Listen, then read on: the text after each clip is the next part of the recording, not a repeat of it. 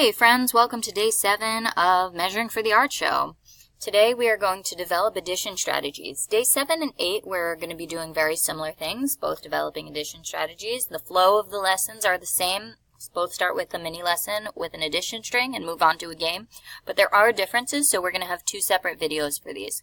Now today you're going to need some materials prepared for the game. So you're going to need the Leapfrog game cards. Those can be printed from the book and then copied onto cardstock and cut out. It's actually not too intensive, and you need 1 page of this, 1 page of the cardstock per 2 kids. You need the game boards. These should just be copied onto white paper. These are consumable. Kids are going to be writing on their own boards, and you need 1 per child to play the game. You also need the same board for the game tomorrow, even though it's a slightly different version. So if I were you, I would copy a lot of them. I would copy at least 1 per child so that they can all play today, but probably 2 or 3 per child so that if they finish early, they can play another round if they want to, or you'll have extras that you can use again tomorrow. You might even want to copy on front and back so they can flip them over for the second round. You need dice, 2 per pair of students, and then you need game pieces. Now, the game is called Leapfrog, so if you have little cute plastic frogs for them to move around the board, that would be super fun. But any little plastic counter or object that they can use as their piece will certainly suffice. Now, today starts with a mini lesson that's a number string. Now, as a reminder, the number strings are really where the teaching happens. This is where kids are going to start to develop their understanding and start to practice using strategies that are efficient and all that good stuff. So this is really your time to teach, even though they're the ones doing the work and the thinking. The idea here is you're going to give a series of math problems. In this case, I think it's 6 or 7 math problems. You're going to give them up on the board one at a time and let the students think about it, explain their thinking, and then build on each other's ideas. So you would put up the problem 26 plus 10. If you were treating this like a number talk, what you would do is you would teach the kids that once you put the problem on the board, no one should shout it out, no one should raise their hand up in the air, but they should show you quietly when they have an answer, either with like a thumbs up up against their chest or on their knee or on their table, depending on where they're sitting, but like a silent thumbs up. And then if they have a thumbs up, what they should do next is try to think of a second way to get that answer, a second strategy. If they have a second strategy, they can come up with a third. When they get their second strategy, they put out a second finger or a third finger so they can show on their hand how many different strategies they've come up with. This does a couple things. It teaches kids that it's important to think about multiple ways to solve a problem, even when they have the answer. It also gives everyone in the room time to think about the problem, and so hopefully everyone can get one answer at least while other kids are moving on. Now, you would say 26 plus 10, give everyone the think time, and then call on a kid and say, who wants to share an answer with me? I don't want to hear how you did it yet, just share your answers. And so then have kids raise their hand and they'll say, I think the answer is 36. And you would say, great. And you'd write that in, 36. Did anyone get a different answer?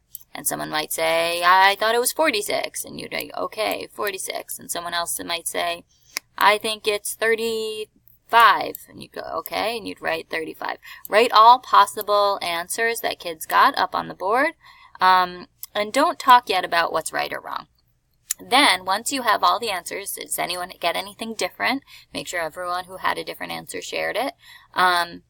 Say, okay, now who can raise their hand and tell me how they got their answer. And this is where you're going to record on the board what people did in their head. So if someone got 26 plus 10, hopefully this one should be fairly easy. They say, well, I started with 26, so you would put 26 here. Oh, bother. Pardon that you can see the next one that was supposed to be hidden from you. They would write 26 here, and then they would say, and then I took a leap of 10. You'd go, cool. So you would leap all the way up to here, and I knew that from the place value patterns we've been discussing, that's 36. Neat. Hopefully that should go pretty quickly. Hopefully no one is saying, well, I started at 26 and I just counted my fingers until I got to 36. Because the next stuff is where it gets interesting.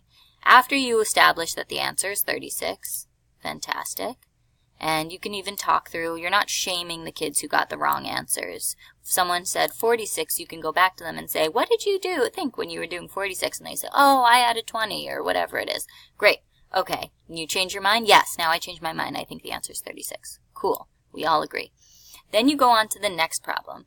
The next problem in our number string is 26 plus 12. Now, you can just write that up on the board underneath this. 26 plus 12. And hopefully, kids start coming up with this pretty quickly. You do the same thing where no one shouts it out, no one raises their hand. You just think quietly until you have an answer and then give a quiet thumbs up. Okay, who's ready to share an answer? I think it's 38. Fantastic. Write down all the possible answers that people give, whatever they are. Then you say, now who wants to raise their hand and tell me how they got their answer? And someone might say, I started with 36 and then I counted on 12. Draw that on the same number line. Hopefully what's going to happen is someone will say, well, I knew that 26 plus 10 was 36, and this is just 2 more, so I just went up 2 more to 37, 38. Cool. You can use what you know from before to help get your answer. That's a great strategy. They might say that anew. They might say, well, they might not know they can use that information. Say, I started with 26, I jumped 10 to 36, then I jumped 2 more, 37, 38. Great. Okay. Then the third problem is 26 plus 22. Same thing. Quiet. Give me a quiet thumbs up when you have an answer. If you have an answer, try and come up with a second strategy to get that answer. And give them a little wait time. Okay, who can share an answer?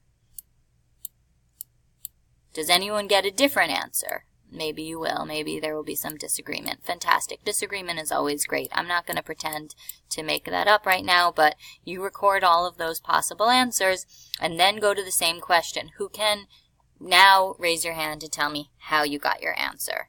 And hopefully, again, they're using the same continuation of that strategy. I started with 26. I jumped 10 to 36. Now another 10 to 46. Maybe I'll use a different color for that one. Another 10 to 46. And then 2 more to 48. Or maybe someone will say, well, I started at 38, which was plus 12, and I knew 22 is 10 more than that, so I just had to jump 10 from there to get to 48. However they do it, try and record that thinking on the board so that whoever the student is explaining the idea, their thinking becomes visible. Next problem, 44 plus 30. Now a neat thing is going to happen, which is that kids are going to start predicting what comes next. They're going to get invested in this. So if your problems were 26 plus 12 and then 26 plus 22, they might expect the next one to be 26 plus 32. And that's cool. Talk about the patterns that they're noticing and why that was the case. But then surprise them with a problem that's a little bit different. 44 plus 30. For the sake of this video recording, I'm going to start with this as 44 because my number line doesn't go all the way to 100. Yours on your board should, so it will be you'll be possible to do all of the work on it and it will be less crowded. But let's say we're just going to start here with 44, that the beginning of our number line is at 40. Give the problem, ask for quiet thinking and a quiet thumbs up when you have an answer. Who wants to share an answer? I got 74. Super. Write that down. Again, other ideas that kids got. Okay, how did you get it? I started at 44, and then I jumped 10 to get to 10. Oh, I haven't been writing my numbers on top. That's important. Please don't forget to do that. I jumped 10 to get to 54. And then another 10 to get to 64. And then another 10 to get to 74. Cool. Did anyone have a different way? Hopefully there's a kid who's going to say, well, I just started at 44 and I just jumped 30 and went straight to 74. Okay, well, did you know that that's what it was in your head? So, yeah, that's a totally good strategy. Sorry, that looks like a 36. Some kid's definitely going to catch you on that. If you're taking a wild leap, like a really big leap to an answer that you don't think naturally a kid could get, question them on that. If they know 44 plus 30 is 74, then I support that. However, if they say something like once the answer's posted, it would be a little bit, it's easy for a kid, like let's go back to this one, 26 plus 22. One kid might say, well, I just started at 26 and I leaped 22 to get to 48. And at that point you can say, really? You just did that in one step in your head? You got that? And try and push back in a polite way to say, like, maybe you did that in your head as one step, but let's try to break it down as much as possible so that your thinking is really clear, because that's what we really want to see. Okay, so 44 plus 30 is 74. We all agree on it. Then our next problem, 44 plus 39. So you're going to do the same thing. They're going to use the work that they just did to get that answer, hopefully. 44 plus 39, they should be able to say, well, I know 44 plus 30 was 74, so now I'm just going to count on 9. 1, 2, 3, 4, 5, 6, 7, 8, 9. Cool, and now I'm at, that was 75, 80, 83. Okay, neat. Maybe a kid is going to say 74 plus 9, I knew I could add 10 to get to 84 and then go back one. Also a really neat strategy. Either way, however they talk through, whatever the kids are giving you, that's what you're recording. And then you jump to the last problem, which is a surprise. So 57 plus 39, they're now coming up. They don't have the helper problem. They have to just use the problem in front of them and the strategies to get their answer. So 57 plus 39, they should be able to think through that of, well, I'm going to start at 57 and add 3 10s and then 9 more. Maybe they'll say I'm going to start at 57, add 3 10s, then I'm going to add 1 more 10 and jump back 1. Someone might say I'm going to add 40 and then subtract 1. However they do that, again, record those ideas, but encourage those leaps of 10. Try and show those and get those out of them. If you get a couple of kids raising their hands, all counting by 1, keep calling on kids and bringing attention to what's an efficient way to solve the problem. Okay, so now we get to play the game Leapfrog. You're going to introduce this to your class like you would in any game with your class. You probably model playing around with a kid or a group of kids, like the class versus the teacher. Here are the materials you'll need. Your game board. You'll need a set game board, one game board per person playing. So I'm only showing one here, but to really play the game, you would need 2.